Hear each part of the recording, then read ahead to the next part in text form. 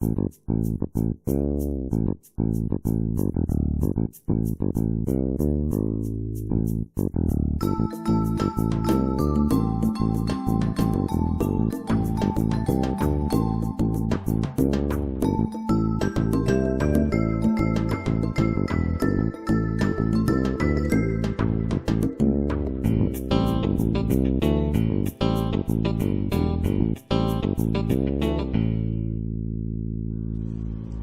film is called Slumber Still. I'm the writer-director, and Slumber Still is a man's journey as he struggles with something called sleep paralysis, which is a real phenomenon that a lot of people experience. And I play Ethan in the movie Slumber Still, and being someone who has experienced sleep paralysis, it's pretty scary stuff. And we built this whole character of Ethan, who is a cop and who protects people for a living, and who's used to being very physical. So it played well, we thought, with the character and with the story of how he was experiencing the sleep paralysis.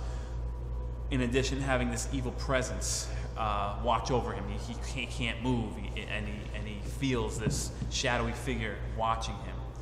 And that's how he deals with it. Is he tries to, pretty much get him, grab him, and try to conquer him. That's his internal struggle, dealing with. He can't fight this the traditional way. For someone who's so physical, he can't fight it the conventional way, the way he normally would. And for him, it's just, and the one thing that we notice is more and more people who have seen the film or who has worked with us on the film actually experience sleep paralysis. Like, we were blown away. Like, the makeup artist, just as we were telling her about the film and all that, and she's working with Michael, and she's telling us, I've experienced that, and telling us what, has happened. People have shared on social media about the post and say, I saw your film, and I couldn't watch it because I've experienced that. So for us, it was, all right, so we're touching on something. There's a subject that hasn't really been approached.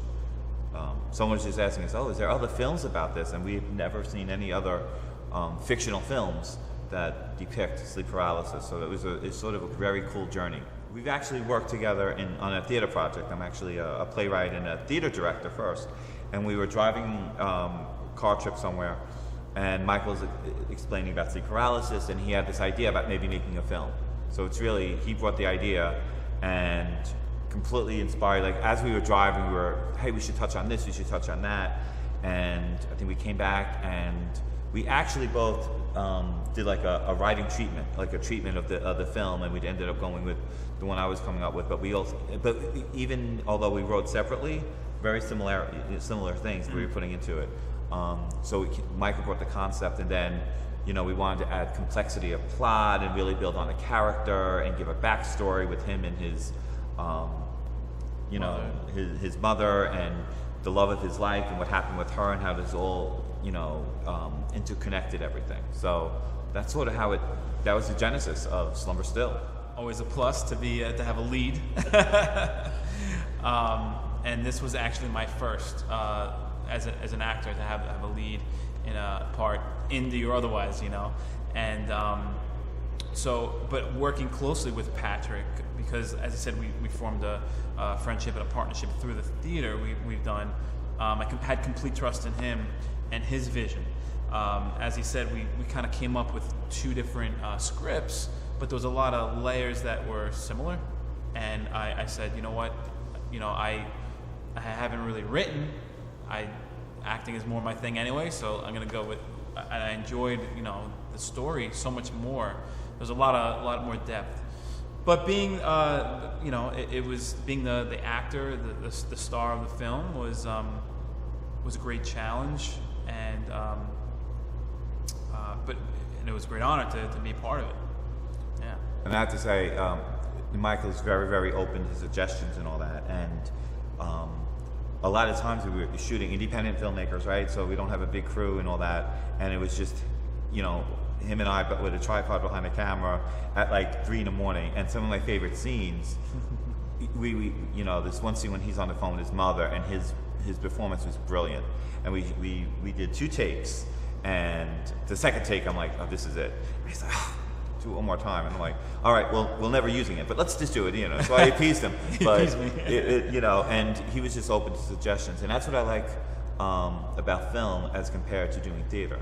On theater, you know, the audience might be there, but they might be a little far back, so you sort of have to make things maybe a little bit bigger.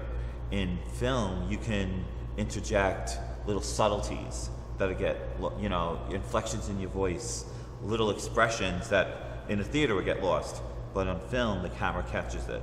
And so seeing him on stage and then seeing him in the film, and that's what I really love. That was just such a whole other dimension of filmmaking. I'm like, I love this, that we can get this little subtlety, the little break in the voice as he's talking to his mother or whatever, you know, the little expressions. So I love that part of it. As a director, I at one point, this is actually my first feature film, short film that I directed, and so approaching it, I was thinking I have to approach it a completely different way than I would a theater project. And then as we were making the film, I'm like, you know what? I have to switch that. I approached it more as a theater piece, and just in a way of working with the actors and giving them motivation and blocking and all that. Because then I'm filming like, oh, it doesn't matter. The camera can follow you. You can walk to the left, right. It doesn't matter. It does, because it builds into the character and just all these other contingencies that you don't think of. So once I'm sort of like, it's okay that I look at it a little bit as a theater director, and then just modify it and apply it in a different way. That just made the process so much better for me. Because I remember the first day of shooting, I felt like, I don't know what I'm doing. I'm like worrying about the camera, and I'm not getting the performances I want, and I sort of have to break it down the way I knew how. So that was a great experience for me. In the theater project that we worked on, that we first met each other, we shot a promotional video. We did a lot of, you know, videos for that, and that's when I got a taste of filmmaking. And I loved it. And I said, you guys ruined me, because now I'm always I want a camera. I'm driving the car. I'm like, oh, that's a beautiful sunset. Just stop on the parkway. It doesn't matter. Car's racing around 60 miles an hour. I need the sunset. I don't know when I'm going to use it, but I want it. So I said, filler footage. Yeah, filler for you guys. You know, we have a lot of stock footage. I mean, you guys ruined me. You know, but and it just ignited a new passion in me. But you can. They're different, but the passion's the same, and I sort of like that. Just last weekend, we were just doing a whole big theater production on a stage in Manhattan, and now coming to a film festival and seeing that film on the screen, it's such a great experience, equally satisfying in different ways. So that's all, like, that's what I love about it, you know. Storytelling, there's no limits to storytelling, whether it's a song, theater, or movie, right? Oh yeah, we're gonna go there now, right? You give your interpretation of what happened, and then I'll say what really happened. No. Well, you know, without the big budget CGI special effects, Patrick had to get in a very uncomfortable black suit to play the Presents, and there was one night where we were shooting. I don't remember how late it was, and we were getting a little silly with some of the shots. We're trying. What happens if you know, Ethan is laying there and the Presence comes popping up from behind him? You know, maybe that'll work. That'll look cool. Is it freaky? You know, it's scary. And it just looked ridiculous. So it actually landed in the blooper reel. Yes. And because it was a little bit, the suit was a little bit smaller than it should have been for him. I think he actually bought the suit. I think he bought it for a 10-year-old girl. He said, "This is for you." You can see some of his hair coming out. Looked like a little my bunny hair's tail. like puffing out of this suit. So that's going in the blooper reel. That's not scary at all. And it was funny. One night we were shooting, and this suit was really uncomfortable, whatever. And the production assistant was there, and I'm like, "There's no way I can wear this suit in front of." I said, "You have to be in the camera." So I said, "You have to be in the camera because I don't want anyone to know what I look like in this suit or whatever."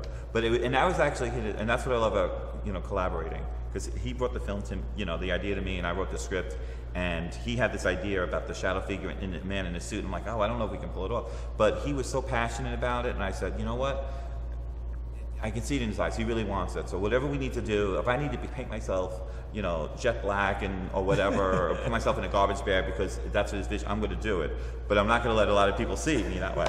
So, and it worked. His idea worked. So that's what I love about it. So it's like he gave the film this dimension that I wasn't even thinking of. So, except for the black suit that you bought intentionally too small, I think. It was a great idea. Yeah, we're actually Slumber still is part of a trilogy. Being that you have experienced it yourself, Kevin, hopefully you'd be interested in seeing the next two. So it is like a chapter 1 of 3. So we're trying to. We started casting in May. Right, in May. Right, in May we did casting because we had a big theater project in the summer. So we did casting, and we start shooting for the second chapter. It's called Slumber Still Out of Light, and it is October, right? Yeah, in October. So we're looking forward to that. Have no idea when it's going to be done though, because we seem to have a lot on our plates right now. But to be honest with you, we have a theater production debuting in Manhattan, in Times Square, right, like in the heart of the theater district, in September. So after this, we go back and we go back to theater, and then after that, we jump back into the film. So we might be a little schizophrenic, Next time you see us, I might be calling myself Michael. He might be calling himself Freeway. In December, we sleep. Finley. Inspiring what you're saying, because it was like, you think, particularly in horror, it's all been done before, right? You have a monster, you have a slasher, you have a ghost, you have this, it's a haunted house, it's possession and all that. So find something that, like experts such as you, like I've never saw it before. That's, and just meeting all the wonderful filmmakers and the actors and organizers. I kept on saying, I'm inspired. I want to go shoot a horror movie right now. I'm so inspired right now. So, and I love that. And everyone has that passion for it. And indie movie makers, we're not in it for the money. We wish. We're not. It doesn't happen. But it's fulfilling. It fulfills your soul, your spirit, and it's about, like we were saying, improving, evolving, and I feel like each experience like this elevates us as filmmakers and as people. We're meeting with other people, so I'm all for that.